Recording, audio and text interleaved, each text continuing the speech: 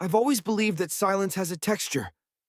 Some silences are thin and uncomfortable, like cheap polyester stretched too tight across skin. Others weigh heavy, a woolen blanket in August. But the silence that filled my cabin that night, the night he arrived, was different. It had substance. It breathed. 3 years I'd lived in this place, tucked between ancient pines that whispered secrets when the wind blew hard enough. 3 years of voluntary exile from a world that had grown too loud, too fast, too bright. Here, 30 miles from the nearest town with spotty cell service at best, I found what I'd been searching for. The absence of noise. Until the storm came. Until he came with it. The rain started around sunset, pattering against my roof like nervous fingers on a tabletop. By midnight, it had become a downpour, sheets of water turning the forest into a dripping primordial place. I sat by the fireplace, nursing a whiskey, a dog-eared copy of Thoreau spread open on my lap. The words blurred together as thunder rolled overhead. I wasn't reading anyway, just letting my eyes trace familiar passages while my mind wandered elsewhere. The knock, when it came, was so soft I thought I'd imagined it. A branch against the window, perhaps, or the old cabin settling into its foundations.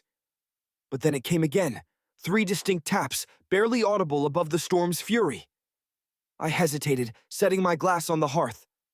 Visitors were rare enough in daylight, in the middle of a thunderstorm, at nearly 1 a.m, they were unheard of. "Who's there?" I called, approaching the door with caution. Silence answered me. When I finally opened the door, the sight that greeted me made my breath catch. He stood there, drenched to the bone, a figure carved from the darkness itself. Rain cascaded down his face, catching in his eyelashes, dripping from his chin. His clothes, odd, old-fashioned things, clung to a frame that seemed too slight for the night he'd traveled through, dark hair plastered against his forehead. Eyes wide, uncertain, yet somehow determined. Amish. The thought registered distantly as I took in his appearance, the simple homespun clothing, the lack of modern accessories, the particular cut of his hair. But what struck me most was his expression, a mixture of terror and hope so raw it made my chest ache. "Christ," I breathed, the word escaping before I could catch it. "Get in here before you drown!" He stepped across my threshold with hesitation, as if crossing an invisible boundary that, once breached, could never be restored. Water pooled beneath his feet on my worn wooden floors. Up close, I could see he was shivering violently, his lips tinged faintly blue. "I'll get you a towel," I said, turning away. "Take off those wet shoes." When I returned with the towel, my best one, thick and soft, he was standing exactly where I'd left him, a puddle forming around his sock-covered feet. His shoes, I noticed, were placed neatly by the door, aligned perfectly parallel to the wall. The precision of it, amid his disheveled state, struck me as oddly touching. I held out the towel. "Here." He reached for it slowly, our fingers brushing momentarily. His were ice-cold, trembling slightly as they clutched the terry cloth. Something in me shifted at the contact, a door opening in a room I thought I'd locked long ago. "Thank you," he whispered, the first words he'd spoken. His voice was deeper than I'd expected, with an accent I couldn't quite place. Something old world about it, vowels rounded differently than mine. "Do you have a name?" I asked. He looked up from beneath wet strands of hair, eyes meeting mine for the first time. They were blue, not the bright, artificial blue of contact lenses or summer skies, but the complex blue of deep water, of shadows on snow. "Eli," he said finally. "My name is Eli." "I'm Daniel," I replied, suddenly aware of how strange this tableau must look. This soaked Amish boy in my living room, me in flannel pajama pants and a faded t-shirt, the storm raging outside like some gothic backdrop. "Come sit by the fire before you freeze." I led him to the hearth, where flames crackled and sparked against the darkness. He followed with quiet, careful steps, leaving damp footprints across my floor. I added another log to the fire, watching as sparks spiraled upward into the chimney. "Those clothes need to come off," I said, then quickly added, "You'll catch your death if you stay in them. I can find you something dry to wear." Eli nodded, his fingers working at the simple buttons of his shirt, with an almost painful slowness. His hands were still shaking. I turned away, ostensibly to find him something to wear, but also to give him privacy and to steady myself. There was something about his presence that unsettled me, like the moment before a lightning strike when the air charges with electricity. I returned with an old flannel shirt and sweatpants. "These will be too big, but they're warm." "Thank you," he said again, accepting them with downcast eyes. I turned my back while he changed, busying myself with making tea in the kitchenette. The cabin wasn't large, just one main room with a small bathroom and a sleeping loft overhead, so there wasn't much space to offer him. I could hear the soft rustle of fabric as he removed his wet clothes and found myself holding my breath, as if the sound itself was too intimate. When I turned around again, he was sitting cross-legged on the floor near the fire, my clothes hanging loosely on his frame. His bare feet were curled beneath him, pale and vulnerable looking. Steam rose from his damp hair, creating a halo effect in the firelight. His wet clothes were folded neatly beside him, a small, sodden square of fabric. I handed him the mug of tea. "Careful, it's hot." He took it with both hands, cradling it close to his chest like something precious. I noticed a small scar across his right knuckles, white against his skin. "Where did you come from?" I asked, settling into my armchair across from him. "The Amish community near Hillsborough is at least 40 miles from here." Eli stared into his tea, watching the steam curl upward. "I walked," he said simply. "In this storm? For how long?" He shrugged, a slight lift of one shoulder. "Since this morning, before the rain."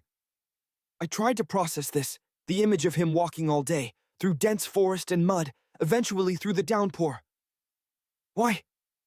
The question hung between us, heavier than it should have been. Eli's eyes remained fixed on his mug, his long fingers tensing slightly around it. "I had nowhere else to go," he finally said, his voice so quiet I had to lean forward to catch it. Something in his tone, a flat certainty, edged with resignation, made me swallow any further questions. Whatever had driven him to walk 40 miles through wilderness to reach a stranger's door, it wasn't a story for first meetings. "Are you hungry?" I asked instead. He nodded, a small, grateful movement. I made him a sandwich, nothing fancy, just some bread and cheese and cold chicken from my refrigerator. He ate it slowly, with meticulous bites, as if savoring each mouthful. I wondered if he was actually starving or if this was simply his way, this deliberate attention to every moment. As he ate, his eyes wandered around my cabin, taking in the bookshelves that lined one wall, the laptop on my desk, the small TV I rarely used. He studied each item with quiet intensity, as if cataloging a museum exhibit. "You have many books," he observed between bites. "I'm a writer," I explained. "Or I was. Now I mostly read."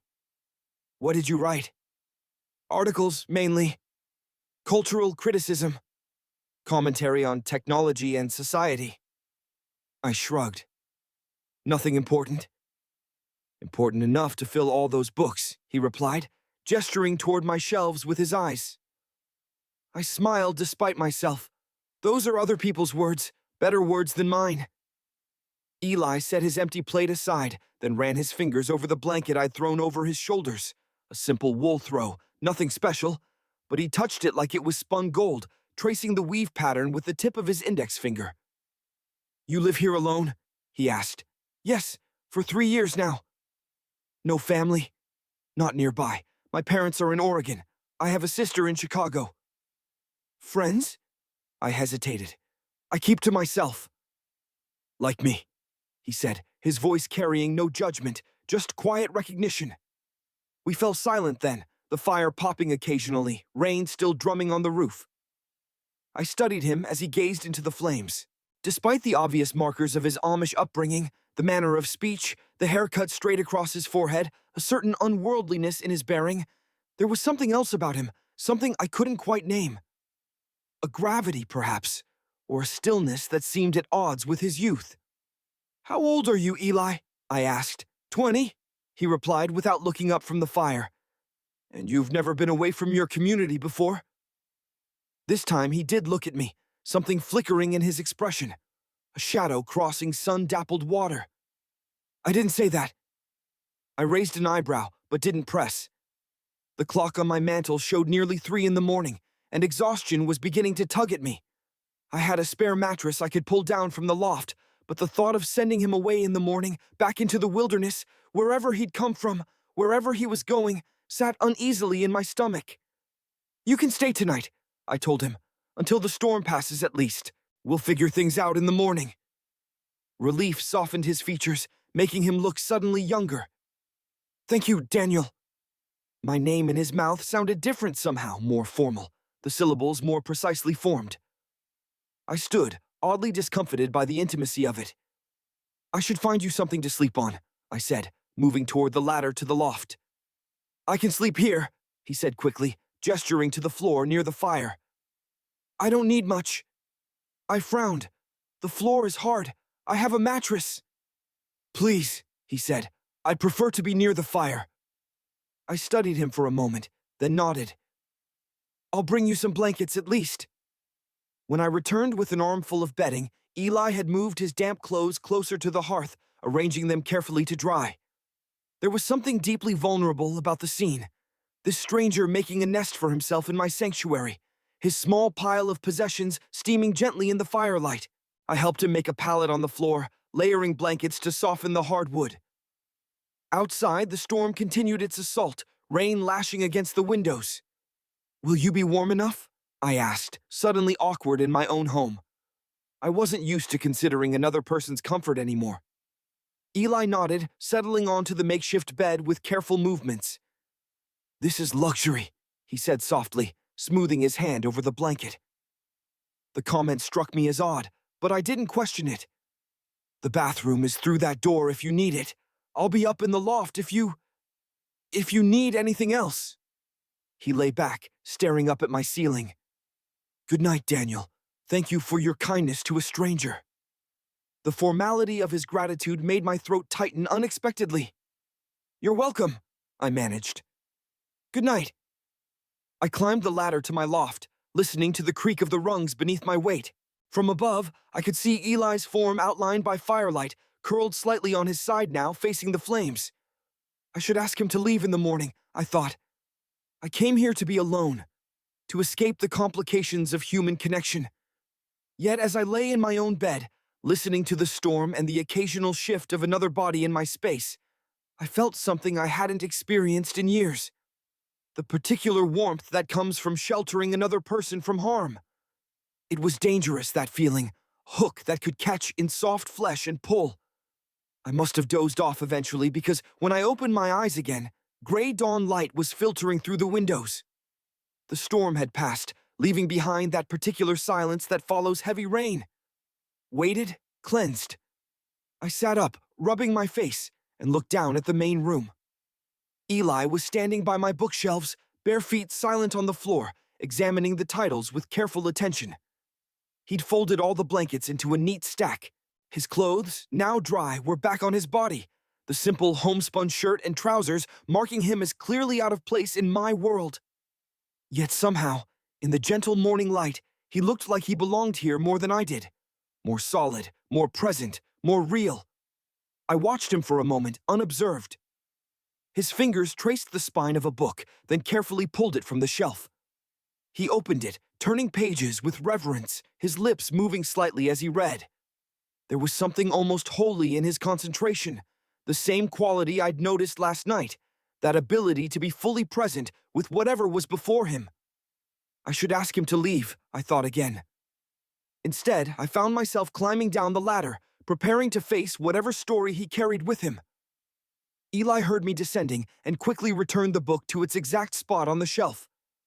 I hope I didn't wake you, he said, voice still carrying that distinctive cadence. No, I replied. I'm usually up early. This was a lie. Since moving to the cabin, I had developed the habit of sleeping late into the morning, having no reason to rise with the sun. But Eli didn't need to know this. Are you hungry? I asked, moving toward the kitchen area. Yes, he admitted, but I can help. I'm used to cooking. We worked side by side preparing a simple breakfast, eggs and toast, sliced apples, coffee for me, and more tea for him. There was an ease to our movements, a natural choreography that surprised me. I couldn't remember the last time I'd shared my kitchen with another person. As we ate, I studied him in the daylight. His features were more defined now, no longer softened by firelight and exhaustion. High cheekbones, a straight nose, lips that seemed perpetually on the verge of speaking. His eyes, which had seemed so dark last night, were indeed that complex blue, deep at the center, lighter at the edges. "Will you tell me now," I asked eventually, "why you walked 40 miles through a forest to end up at my door specifically?" Eli set down his fork, meeting my gaze directly. "I didn't know it was your door," he said. "I just followed the path until I couldn't anymore." "That's not an answer. It's the truth." He hesitated, then added, "I left my community. I can't go back." "Why not?" Something flashed across his face, pain perhaps, or anger. "It was gone so quickly, I might have imagined it. They don't want me there, and I don't want to be where I'm not wanted." I understood that sentiment all too well. Wasn't that why I'd retreated to this place, this deliberate isolation? To avoid the pain of not belonging? "What will you do now?" I asked. "I don't know," he admitted. "I have some money saved, not much, enough to get somewhere maybe." "Where?" "I don't know that either." A small, wry smile touched his lips. "I didn't plan very far ahead." I should offer him a ride to town, I thought. Give him some extra cash maybe, and send him on his way. That would be the sensible thing to do. The safe thing, instead, I heard myself say, "You can stay here. For a few days at least, until you figure things out." Surprise widened his eyes. "You would do that? For a stranger?" "You're not exactly a stranger anymore," I pointed out. "I know your name is Eli. You're 20 years old, and you walk through thunderstorms when you have a point to make." This earned me a real smile. Brief but transformative, lighting his face from within. Then it faded, replaced by something more solemn. "I should tell you," he said carefully, "that there might be people looking for me. Not to hurt me," he added quickly, seeing my expression, "but to bring me back. I left without proper goodbyes." "You ran away," I translated. He nodded, a barely perceptible dip of his chin. "Yes."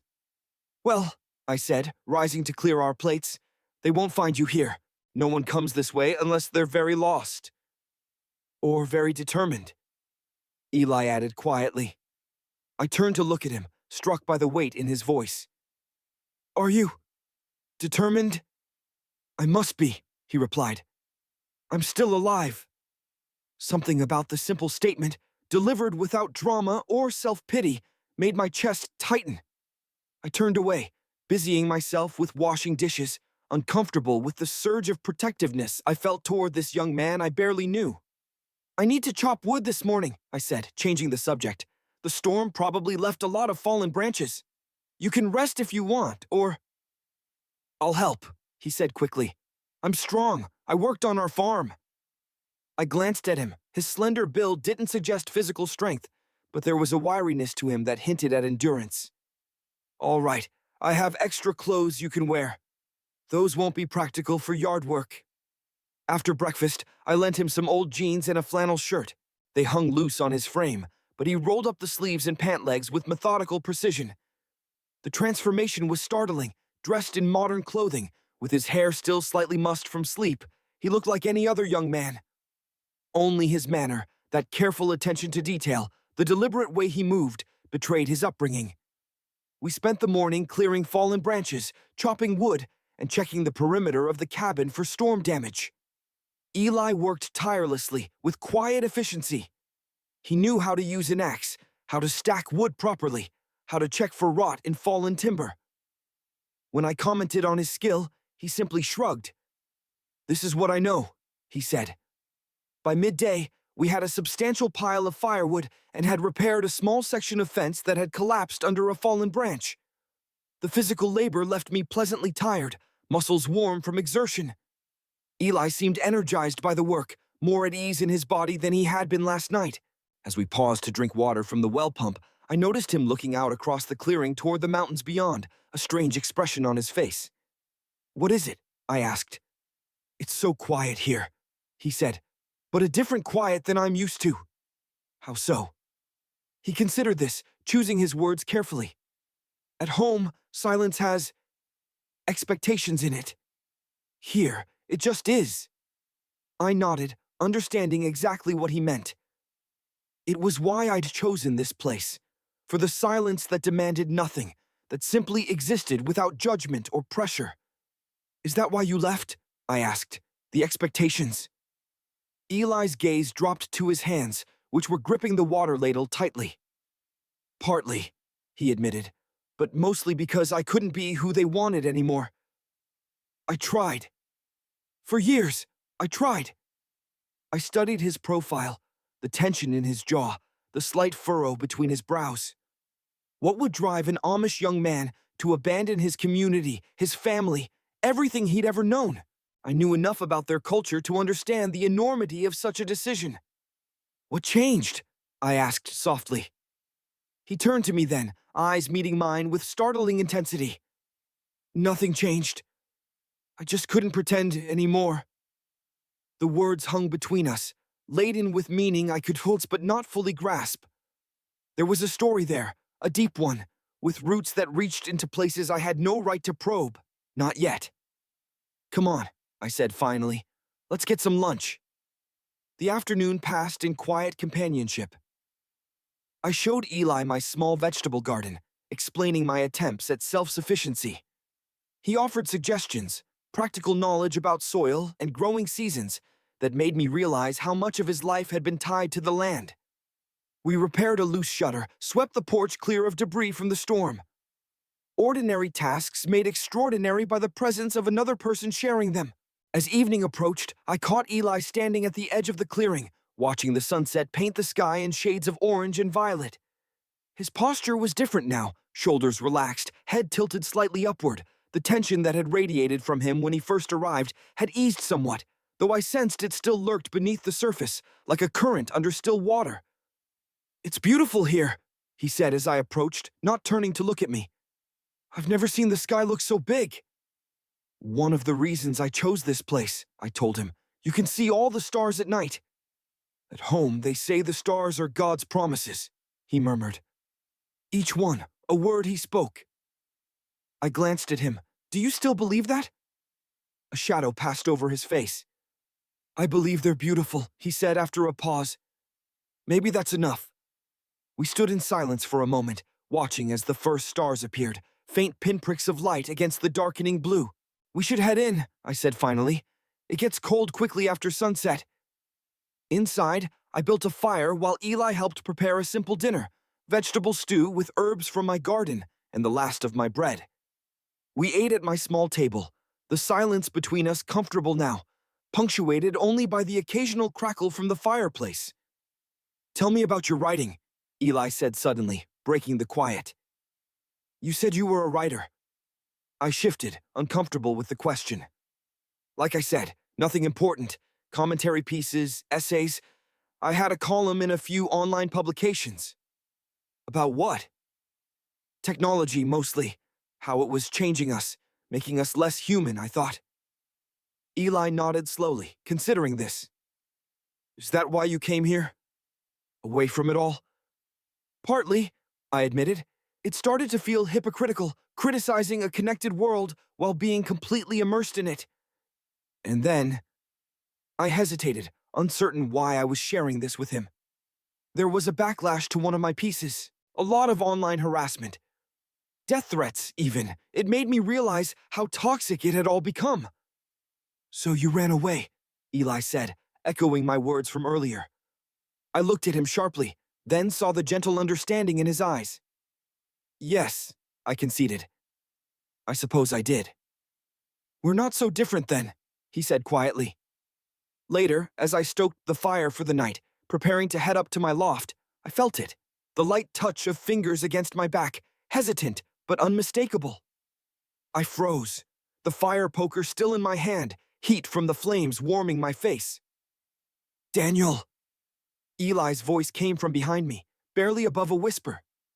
I could feel him standing close, his presence like a physical weight. I turned slowly, finding him inches away, his blue eyes reflecting the firelight.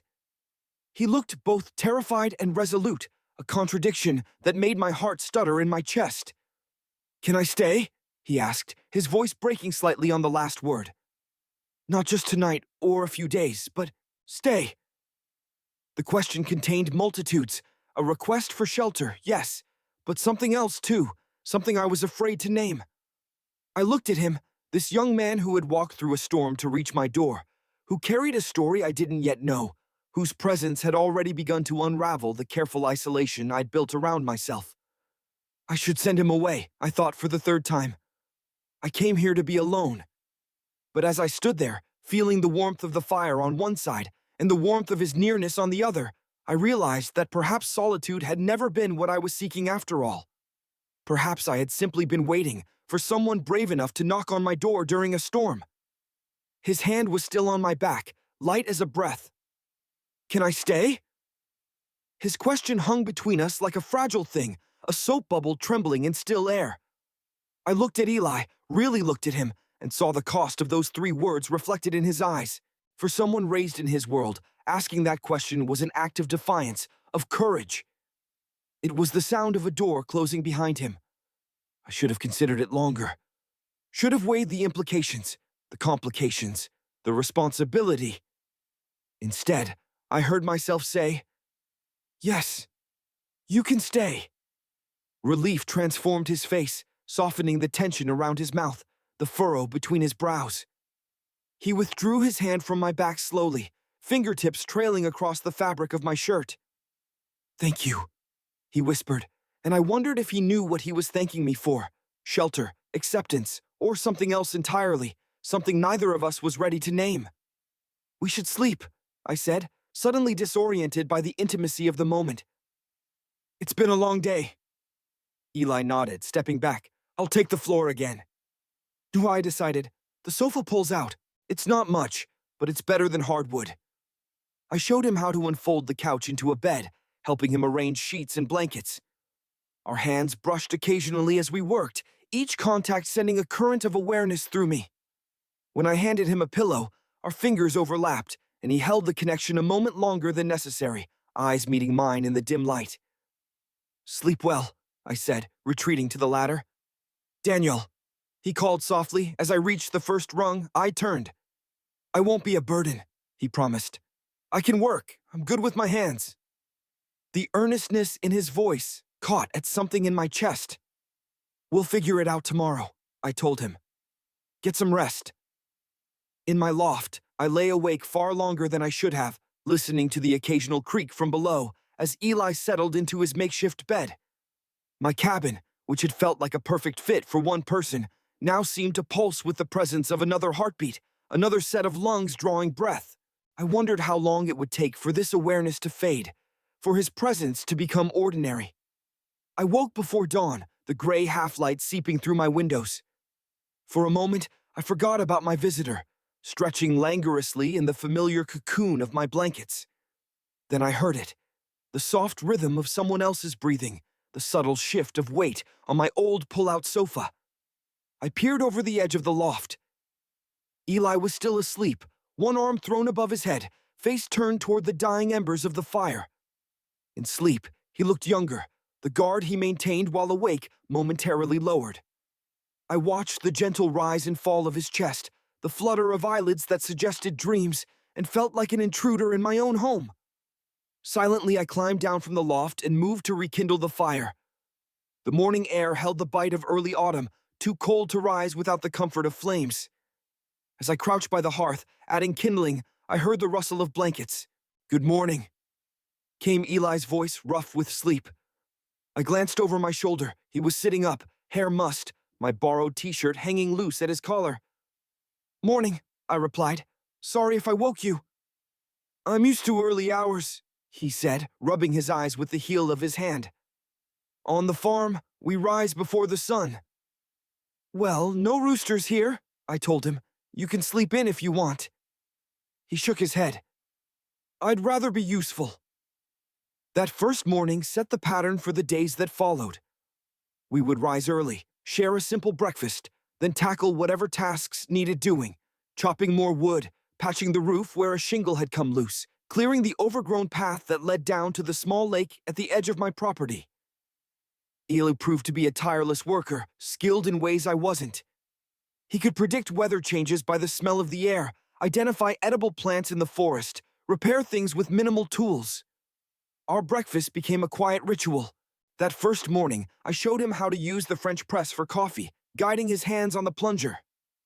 "Press down slowly," I instructed, my fingers overlapping his on the metal knob. "Too fast, and you'll end up with grounds in your cup."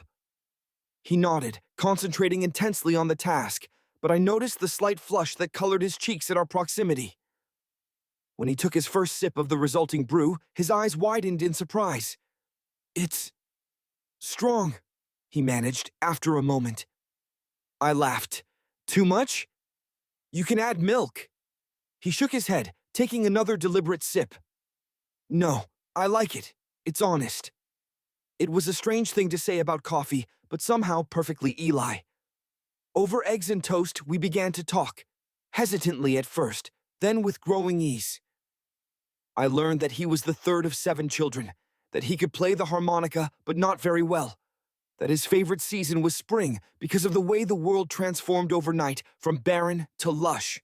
In return, I told him about my life before the cabin, my small apartment in Chicago, the column I'd written, the gradual disillusionment that had led me here. He listened with that same intense focus he brought to everything, asking thoughtful questions that made me reconsider events I thought I'd processed long ago.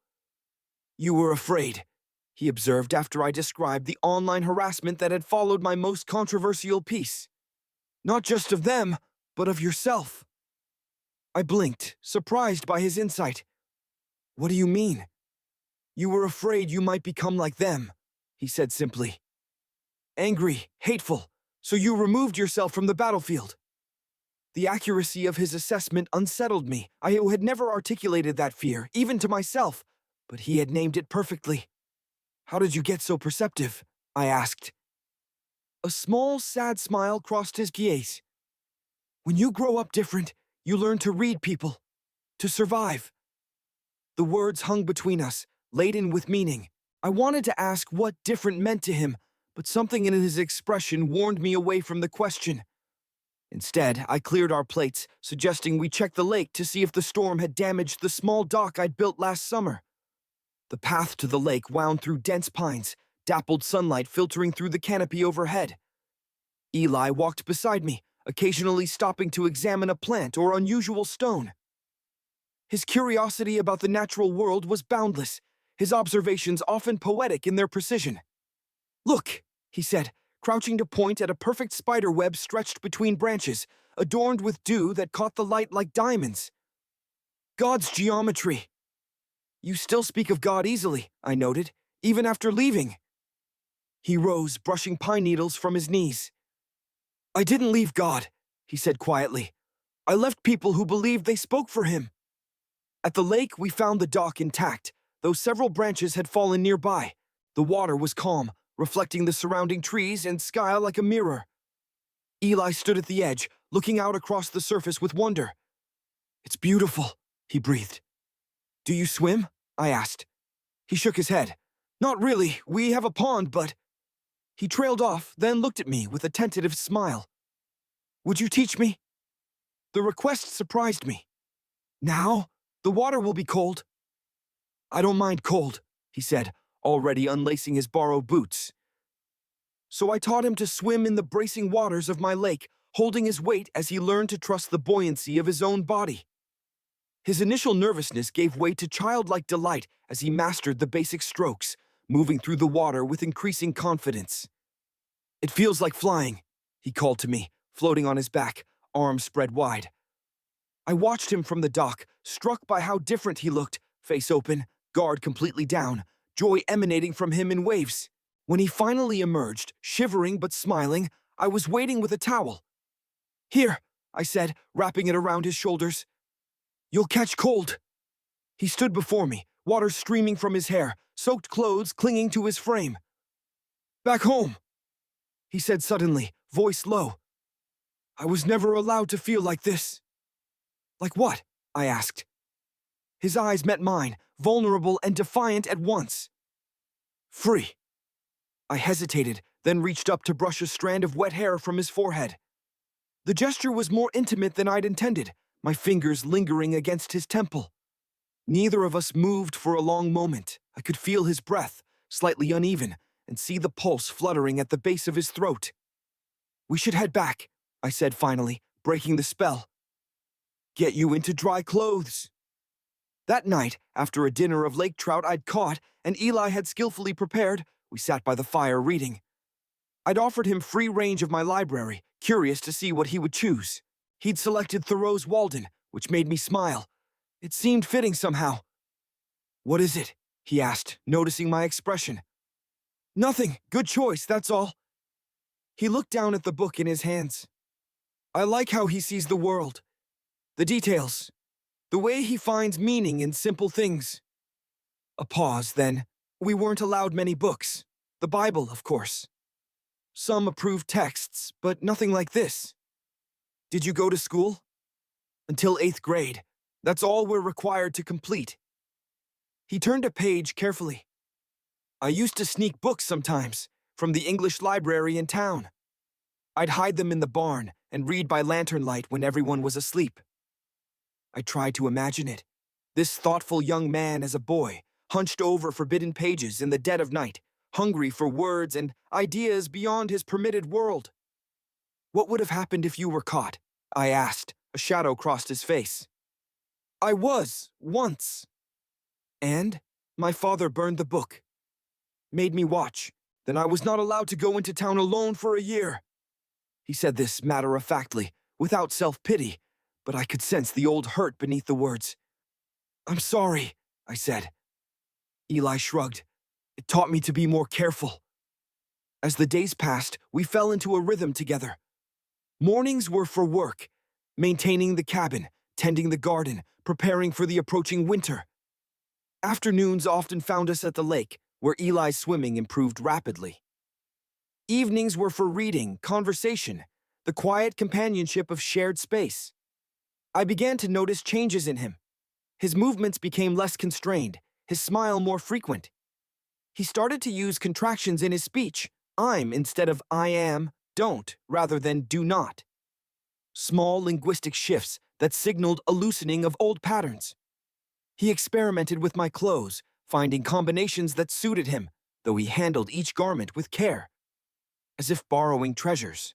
Changes in myself were harder to identify, but no less real. I found myself more aware of the passing hours, the quality of light through the windows, the sounds of another person moving through rooms that had held only my solitary footsteps for years. I caught myself smiling for no particular reason. Planning meals with greater care, noticing things I wanted to show him, to share. A week after his arrival, I woke in the night to the sound of muffled cries. Alarmed, I climbed down from the loft to find Eli thrashing in his sleep, face contorted in distress.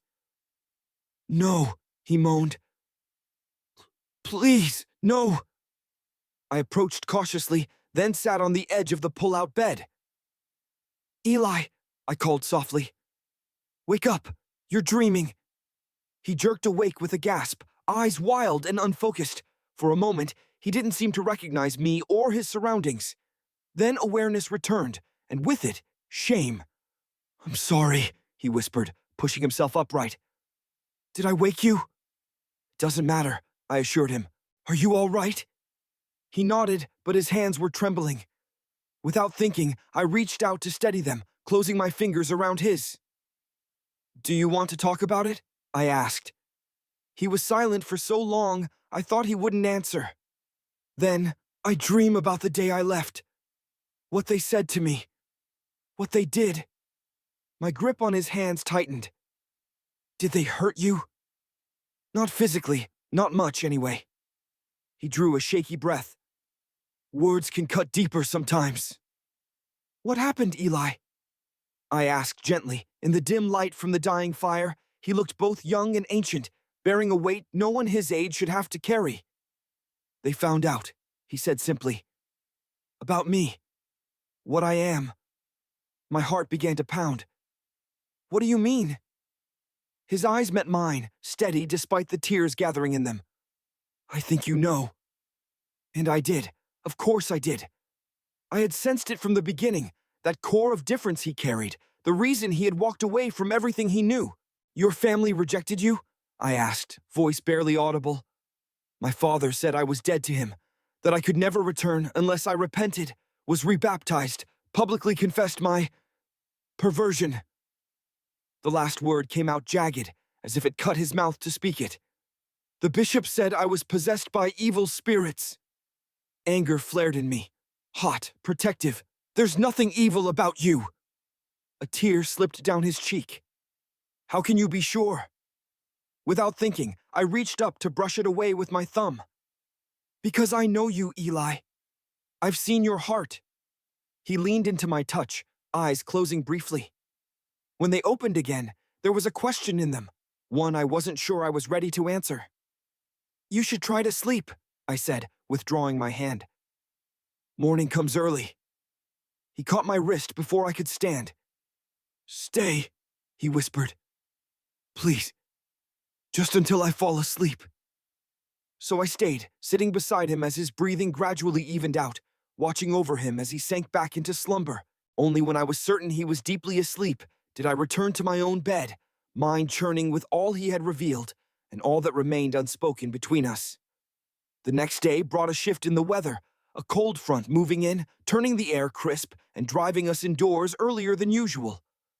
I built up the fire while Eli prepared dinner, moving around my small kitchen with growing confidence. He had proven to be a skilled cook, transforming simple ingredients into meals that reminded me how perfunctory my own cooking had become. Where did you learn to cook like this? I asked as we sat down to a hearty stew. My mother, he replied, and my sisters. Boys aren't usually taught, but I was often sick as a child. Too weak for field work some days, so I stayed inside, helped with what were considered women's tasks. A small smile touched his lips. I liked it better anyway. Were you close with your mother? His expression softened. Yes, she's gentler than my father. More forgiving. When I left, she slipped me money she'd been saving. Told me to be careful. That was all she could do. I tried to imagine the scene, a mother saying goodbye to her son, knowing she might never see him again, bound by rules she perhaps didn't fully believe in herself. Do you think you'll ever see her again? I asked. Eli set down his spoon, considering. I don't know. Maybe, someday. But not soon. It would be too dangerous. For both of us. Dangerous? The word surprised me. My community practices shunning, he explained. If anyone speaks to me, shares a meal with me, helps me in any way, they risk being shunned themselves. Cut off from everyone and everything they know. He looked down at his bowl. My mother would be punished just for having given me money. I digested this information slowly, trying to comprehend the totality of what he had left behind. So when you asked to stay, I was asking forever, he confirmed quietly. There's no going back for me. The weight of his decision settled between us. I had chosen my isolation, could end it whenever I wished. Eli's exile was absolute, imposed by others and then accepted by his own choice to be true to himself. After dinner, I showed him my laptop, explaining how to use the trackpad, the basic functions. His fascination with technology was endearing, the careful way he touched the keys, his delight when the screen responded to his commands. It's like magic, he murmured, watching as I pulled up a document. Not magic, just science we take for granted, I told him. Here, I'll show you how to type. I guided his fingers to the home row, explaining the layout of the keyboard. He was a quick study, picking up the basics rapidly. When he typed his own name for the first time, he stared at the letters on the screen with a look of wonder that made my chest ache. Would you like to learn more? I asked. I could teach you. Yes, he said immediately. Everything you're willing to show me. So began our evening lessons.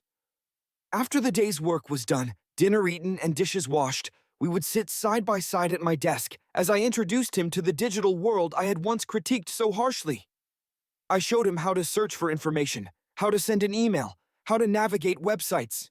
His questions were thoughtful, often making me reconsider my own assumptions about technology. It connects people, he observed one night after I'd explained social media. But does it bring them closer or push them apart? Both, I think, I replied.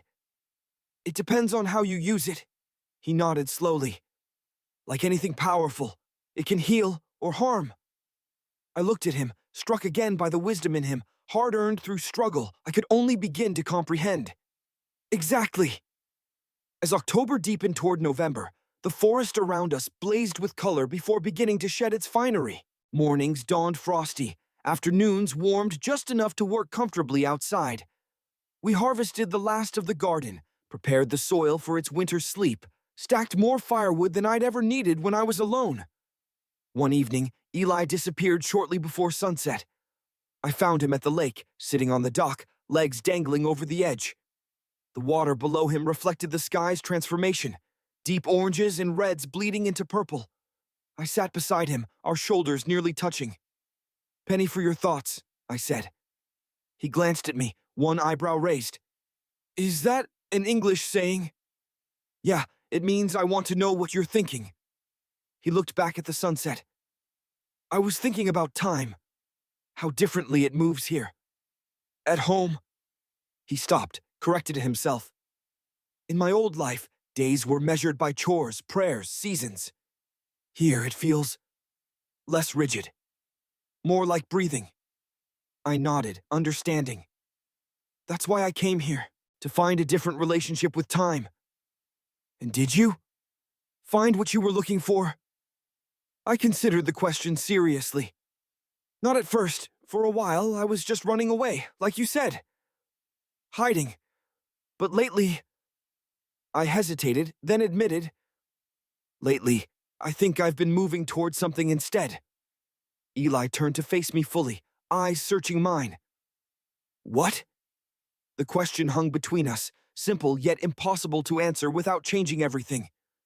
The setting sun cast his face in golden light, highlighting the strong line of his jaw, the curve of his lips.